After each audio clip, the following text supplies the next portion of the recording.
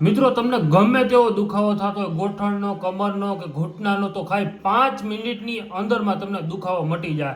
જો એ પણ આ પોપૈયાના પાનના મદદથી. આવો વિડીયો તો તમને કોઈએ નહીં કીધું હોય. ભાઈ આજે હું તમને એક એવું વસ્તુ કહું છું કે ભાઈ જો આ પોપૈયાના પાન છે. ઘણા લોકોને કમરનો દુખાવો, ગોઠણનો દુખાવો, પછી હાથના ગોઠણનો દુખાવો અને પછી ભાઈ ઘૂંટણાનો, જે પગની પેની હોય એનો દુખાવો બહુમાં બહુ અતિશય થતો હોય અને એને વારંવાર ટીકડીઓ પીવી પડતી હોય. તો હું તમને જો આજે આ છે આપણી પાસે પોપૈયાના પાન છે અને આની અંદર જે બે વસ્તુ કહું છું એ તમે નાખી લીધું એટલે તમારો દુખાવો ગમે તેવો હોય છે, વર્ષો જૂનો કેમ નથી. હું તમને 110% ગેરંટી મારીને કહું છું કે જો આ એકવાર તમે પોપૈયાના પાનનો ઉપાય કરો, તમને 100% નહીં પણ 110% ગેરંટી મારીને કહું છું તમારો દુખાવો ક્યાં ભાગી જાય ખબર નહીં પડે.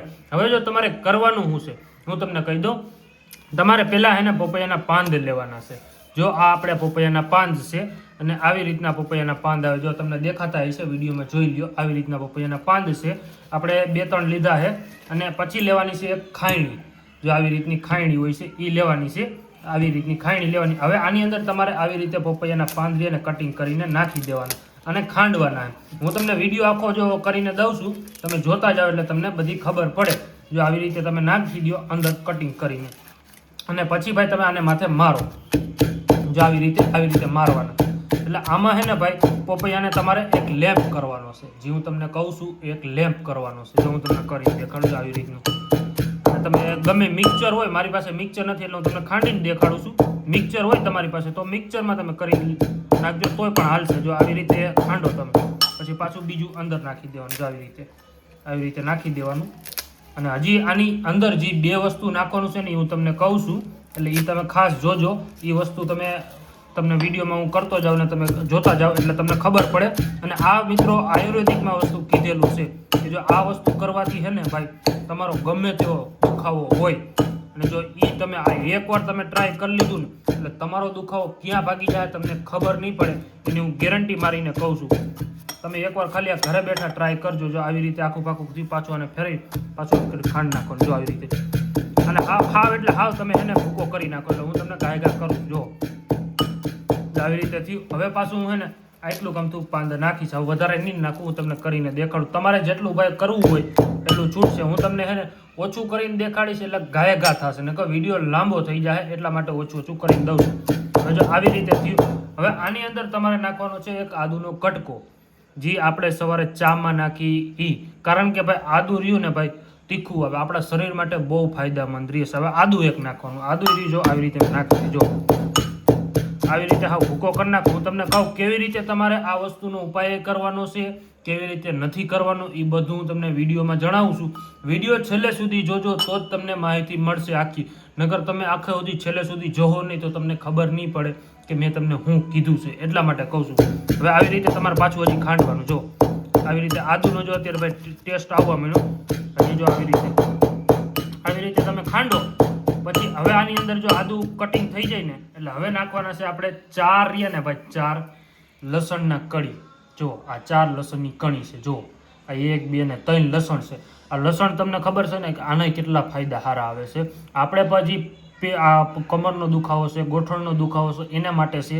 એટલે જો આ 4 કળી જ નાખી, વધારે ન નાખતા કારણ કે બહુ આકરું આવે એટલા માટે કહું છું 4 જ નાખજો. જો હવે આવી રીતે ઉડી જાય છે એટલે આવી રીતે હાથ રાખીને માટે ખાંડી નાખું. જો હાવ જો આવી રીતે તમારે ખાંડવાનું છે. તમારે ભલે આનો આપણે જે વસ્તુ પોપૈયાના પાંદરી એનો ભૂકો ન થાય તો કાંઈ વાંધો નહીં, પણ આ વસ્તુ જરૂર ભૂકો કરજો કારણ કે એનો ખાસમાં ખાસ છે આદુ અને લસણની એ બે વસ્તુ તો બહુ ખાસમાં ખાસ છે એટલા માટે કહું છું. જો હવે આવી રીતે તમારે આને હે ને ભાઈ હાવ ભૂકો કરી નાખવાનો એટલે એક લેમ્પ થઈ જાય. જો હું ખાંડતો જઈશ ને એટલે તમને ખબર પડતી જાય કે આનો લેપ કેવી રીતે થાય છે. જો આવી રીતે લેપ થાય છે. અને મિત્રો એક ખાસ વાત કહી દઉં છું, તમે અમારો વિડીયો ક્યાંથી જોવો છો અમને કોમેન્ટ કરીને જરૂર બતાવજો અને કયા ગામથી જોવો છો. અને અહીંયા સુધી તમે વિડીયો જોઈ લીધો હોય તો અમારો વિડીયો તમને સારો લાગે તો અમારા ચેનલને સબસ્ક્રાઈબ કરી લેજો કારણ કે તમને આવા વિડીયો જોવા મળી જશે. અને આવી માહિતી તમને હું નવી દઈશ એટલે તમારા શરીર માટે બહુ આયુર્વેદિક વસ્તુ છે, ફાયદામંદ રહે. હવે જો આવી રીતે તમારે કરવાનું છે.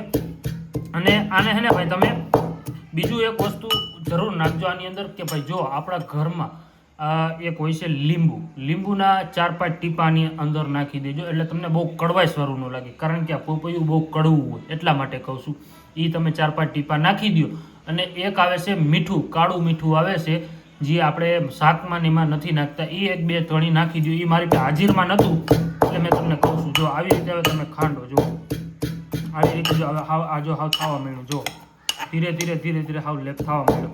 એટલે હજી આને તમે જોરથી મારશો એટલે આનો હાવ લેપ થઈ જાય. જો આવી રીતે, જો હું તમને દેખાડું છું, જો હાવ એટલે હાવ એકદમ લેપ થઈ જાય. જો હું તમને ઉભા રહ્યો અને ઊંધા હાવરું કરી નાખું એટલે પાંદરી અને ખંડતા થાય. જો આવી રીતે હાવ એટલે હાવ લેપ થઈ જવાનો. આકરો લેપ થાય તમારે હે ને ભાઈ નાક બંધ કરીને પી જવાનું. અને ખાસ કરીને તો બહેનો, તમે તો જો આ વસ્તુ જરૂર ટ્રાય કરજો. તમે કામ કરતા હોય રાતના અને દિવસના કામ કરીને રાતે બહુ થાકી જાઓ અને રાતની કમર બહુ દુખે તમને ખાસમાં ખાસ, તો આ વસ્તુ તમે ટ્રાય કરજો.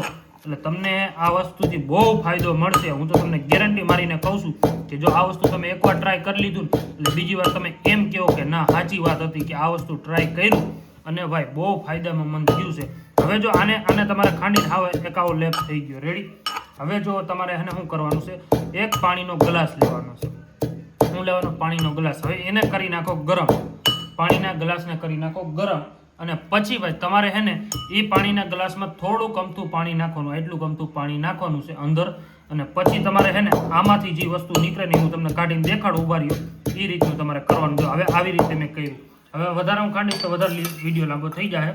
હવે હું જો ગમે ચમચી હું એક વાટકામાં કાઢી લઉં છું. જો આવી રીતે હું કાઢી લઉં, રેડી. જો આવી રીતે મેં કાઢી લીધું. હવે આમાંથી બધું નીકળી ગયું. હવે આખું પાકું મારે ખંડાણું છે ને. જો વધારે કરીશ તો વિડીયો લાંબો થઈ જાય. હવે તમારે એક ગળણી લેવાની છે અને આની ઉપર રાખીને તમારે આનામાંથી જે આમ દબાવશો ને તો આમાંથી રસ નીકળશે. ઉભા રહી જવાની અંદર નીકળી ગઈ. જો આવી રીતે દબવો ને એટલે રસ નીકળે આમાંથી. છે ઉભા રહી જાવ, મારા હાથે હોય, ગળણીમાં નહીં આવે એટલે હાથે હોય. અને આનો થોડોક રસ રહ્યો ને એ પણ બહુ તમને આકરો લાગશે. જો આવી રીતે, જો આ રસ રહ્યો ને આ બહુ ખાસમાં ખાસ. જો આ રસ એટલો રહ્યો ને કિંમતી છે ભાઈ, કે આવું તો આયુર્વેદિકમાં ભાઈ તમે કોઈ નહીં કીધું હોય. હવે જો આવી રીતે તમારે કરી લેવાનું, બધો રસ તમારે કાઢી લેવાનો. જો આવી રીતે ગાળીને તમે લુગડા હોય ગમે હોય ગાળી લ્યો. એટલો જરાક અમથો રસ રહ્યો અને તમે આનો જાજો બનાવી શકો. મેં તો તમને જરાક જ બનાવીને દીધો. જો એટલો કતે મેં કેટલું વસ્તુ નાખ્યું તો જરાક બન્યું. એટલે તમે પાન વધારે લેજો એટલે તમારે જાજો બધો રસ બને. હવે તમારે આ રસ થઈ ગયો ને, હવે મેં તમને જે પાણીનો ગ્લાસ કીધો એટલું પાણી નાખીને આ એની અંદર નાખી દેવાનો છે. અને આ એટલો રસ રહ્યો ને સ્ટ્રોંગ આવે છે ને કે તમારા નસના હાડકા રહીએ ને ભાઈ, કે ગમે ઘૂંટણાનો છે, કમરનો છે, ગમે તે હોય, એટલો સ્ટ્રોંગમાં ને એટલું ઘા આયુર્વેદિક જેમ કોઈને અસરદાર કરે કે તમે એની વાત જ પૂછો માં. હું તો તમને આ જ વસ્તુ કહીશ કે હું વર્ષોથી આ ટ્રાય કરું અને આપણા જે ગઢિયા હતા ને એ આ ટ્રાય કરતા હતા.